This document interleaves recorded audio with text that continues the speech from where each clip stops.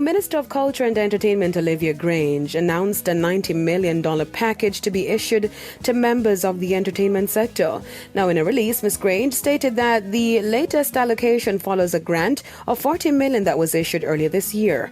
However, the Ministry of Finance has recently given the go-ahead for a larger allocation of funds to cover a more substantial payout. She also noted that the entertainment, culture and creative industries was probably greatly impacted more than any other sector, and so it was important to see what they could do even now as the restrictions are eased. However, the entertainment sector is still restricted. Now, prospective beneficiaries would have to register on the ministry's e-registry or be a member of an established industry body and have an account with a Jamaican bank. The grant comes on the heels of industry players asking for the sector to be reopened. The sector has been shuttered since March 2020 due to the COVID-19 pandemic. Grammy-winning dancehall artist Sean Paul has secured another crossover hit with Romanian singer Ina on a single dubbed Up. The single, which is produced by Alex Kotoy, has been getting rave reviews since being released.